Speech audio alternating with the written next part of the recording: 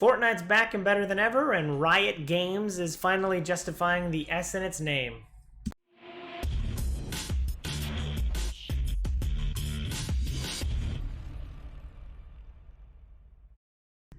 What up, viewers? What up? What up? Today is Friday, October 18th, and that means it's time for a quick recap of the week in video game news. Like I said in the intro, Fortnite is back. So for those who don't know, Fortnite at the end of every one of its seasons has a big event where all the streamers get on and well, that's not the point of the event, but all the streamers get on and there's usually like a big climactic like fight, whatever has been happening over the course of the season comes to a climactic end, and then there's a big scene and that kind of sets the tone for whatever the next season is. However, at the end of the last season of Fortnite, everything got sucked into a big black hole, and that was it. The game went dead for like 3 days. So everyone was left with what's going to happen, what's new, what's exciting. They knew eventually it would come back, but yes, for like 72 hours, the game went dark. Quite literally, because it was all black hole themed. No pun intended. So yeah, the big question about what is happening in Fortnite came to an end when a trailer for Fortnite Chapter 2 was launched on, I believe, Tuesday. Fortnite is new and exciting. There's now the map is still, you have to discover areas of the map, but it's a new and exciting and refreshed map. But new players, they get dropped in and there's a whole bunch of question marks as opposed to knowing what the map looks like altogether. There's there's benches for upgrading your weapons. So usually you get like a trash tier gray or something like that, and then you have to upgrade. Now you can upgrade it rather than just wait for like a random loot drop. There's fishing in the game, which I don't quite understand. There's new swimming mechanics. The game is just overall improved. Some people are saying that this is what Fortnite was supposed to be. I think Fortnite's kind of been what it is this whole time, so I don't think we really have to worry about what Fortnite should have been, but everything sounds like it's new and exciting. I have seen a couple things saying the game's a little bit grindy now, something like 1,000 games to get to full XP for the year, but the battle pass is supposed to be easier to do the missions for, and the game sounds like it's overall been improved. And so that's exciting news, and for all the Fortnite people out there, I hope you're playing and continuing to shoot up your friends like my fiance is right over there. The other big piece of news that happened this week is Riot Games had held their 10th anniversary. League of Legends has now been on the market for 10 years since its official launch, and that's a feat in and of itself. Riot Games has been like at the forefront of at least gameplay for a long time. I feel like League is kind of waning, and that was kind of the point of their 45-minute presentation, which was actually really cool.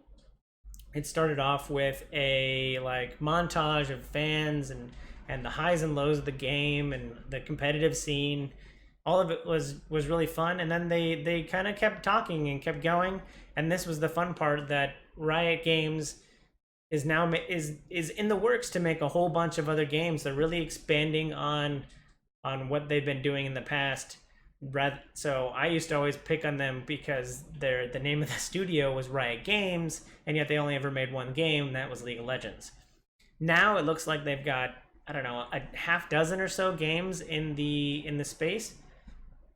They're working on a team-based shooter, which looks like they are kind of going for the Overwatch fans. They're also making a card battler, which is the thing they talked about the longest in this like 45-minute presentation. The card battler apparently is out on alpha now. I've seen a couple of Twitch streams of it. Game looks fun. Looks kind of like a cross between Hearthstone and Artifact, if you know your card battlers. But they wanted to eliminate the randomization element that you get in like Magic. They wanted to improve on the card battler genre, and it seems like they're doing something good with it. There's also going to be a fighting game. Looks, Mortal Kombat or Street Fighter-esque. So you got that to look forward to. They're also working on there was a couple other games that they're working on. So they really came out swinging. It kind of seemed like almost as big as like an E3 presentation. Like it was 45 minutes long. They talked about all the games that they're working on. They did mention that like some of these games are like really far in the works, so I don't expect to see, Riot Games' new shooter out in November, but I do. It is exciting to see that they're working on a half dozen titles, and that this is something they're taking seriously, and they want to put time and effort behind to really broaden their horizons, and it's really exciting. I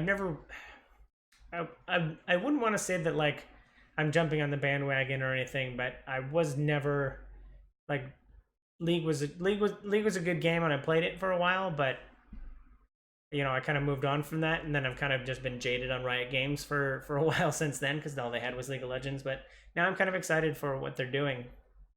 I think it's kind of funny. People on the internet are kind of saying it's a declaration of war against Blizzard because they're playing in a lot of the same areas like Hearthstone and Overwatch. They're playing in a lot of the same areas that Blizzard is, and Blizzard's currently caught up in its whole debacle. I talked about that last week. So Blizzard's kind of in the limelight.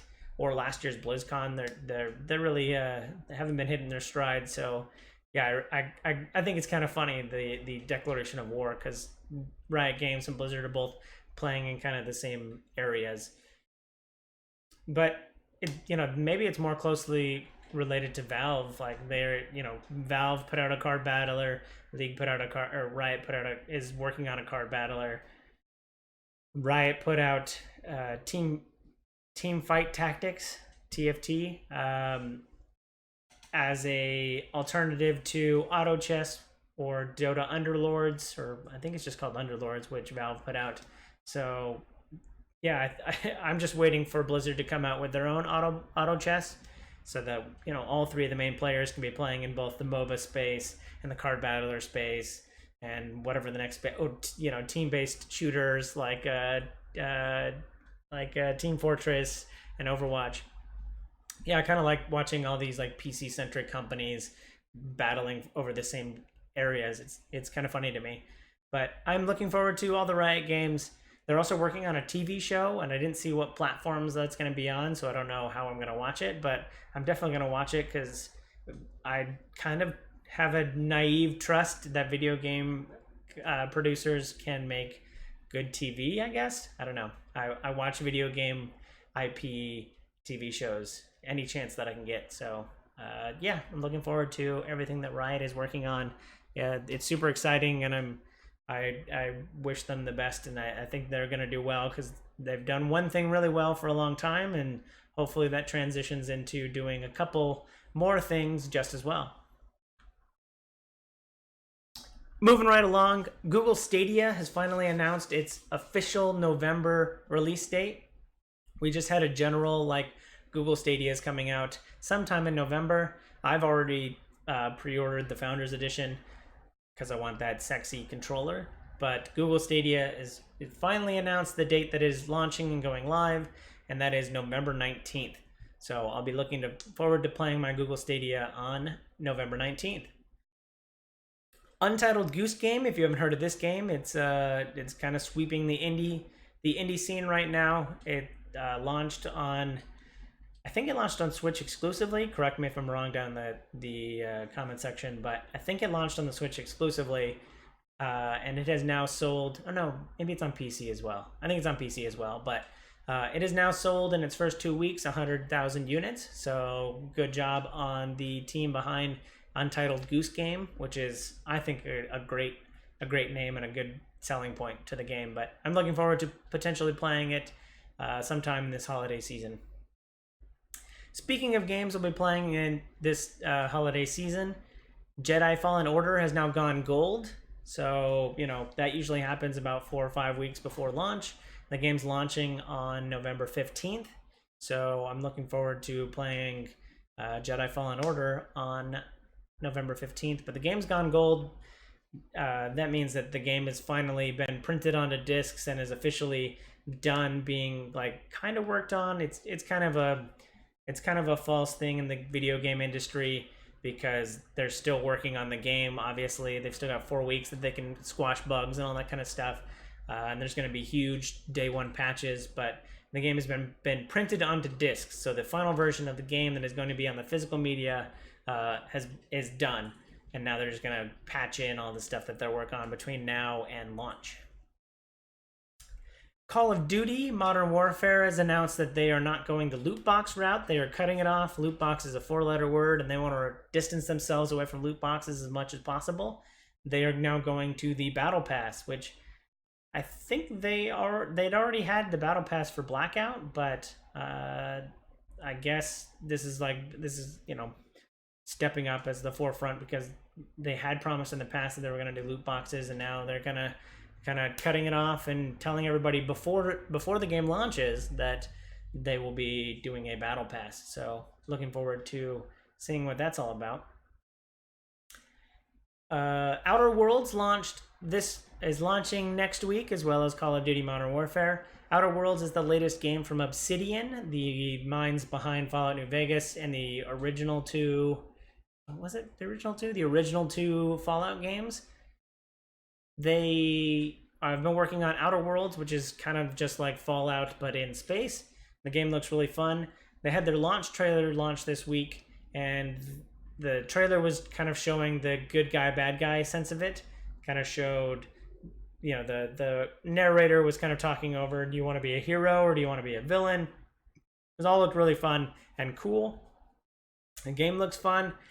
I don't know if I'm going to pick it up right at launch, but I loved Fallout New Vegas. I think is the best Fallout game that I've played. So I'm looking forward to potentially playing Outer Worlds at some point, but those games are usually massive, and I don't know if I have 100 to 200 hours to play an RPG this holiday season.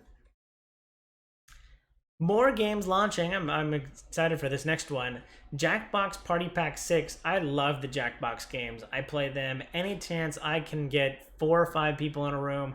We're probably playing Jackbox Party Packs, because I think the company behind Jackbox is ingenious. The phone interface is amazing. The games are always fun. There's usually like 5 games in each party pack, and 2 to 3 of them are going to be like really good, and then the other 2 are just going to kind of bad. But I love these. I love these. Every party I've ever been to has eventually devolved into Who Wants to Play Jackbox, because these games are amazing. So I'm excited to see Jackbox Party Pack and the launch trailer that launched this week. The game is also launched.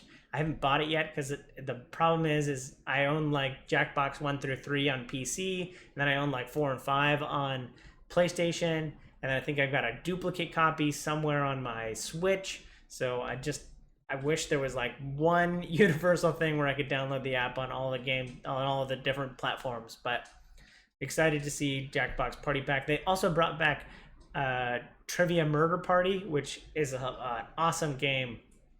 You answer trivia questions, and then anybody who got it wrong then has to do a mini game to see who survives the mini game. Otherwise, you lose points or you could die. And at the end of the game, everybody's just trying to like survive and be the last one or the first one to go through the door and out into the light. It's a very fun game, so I love Jackbox Party Pack games. I felt like this next story I kind of feel like is a good Buzz Lightyear meme of Halloween events everywhere, because every Halloween event is starting up this week.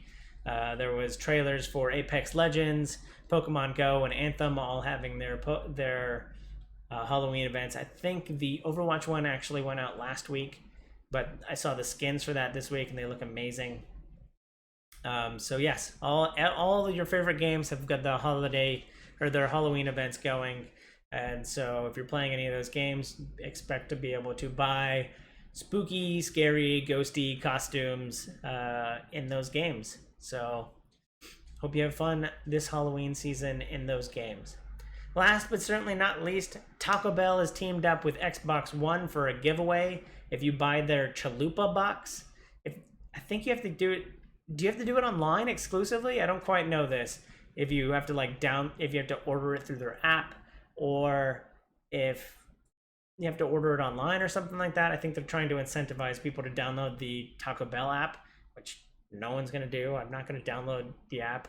I don't want fast food chain apps on my phone. But if you do and you order the Chalupa box, then you can be entered to win an Xbox One giveaway. And this kind of small tangent, but I want to know, does anyone know anyone who's ever won these kind of things? Like, has anyone ever won the $1 million for McDonald's Monopoly, or has anybody ever won the Xbox for Taco Bell giveaways or any other console that they give away? I'm just super curious because it isn't that like I've never won it. It's that I've never heard of anyone who knows someone who won it. So it's just like there's so many degrees of separation that I still haven't heard of anybody winning it.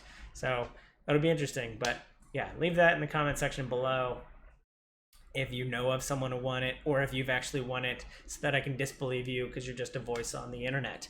But yeah, so that was it for the video game news this week. Thanks for watching. Hope you enjoy this content. If you do, like, follow, and subscribe to me on YouTube and Twitch. Links down below in the description so you can see more great content like this. Thanks again. Hope you have a super day. Hope you have a super weekend. And I hope you have a super day. Bye!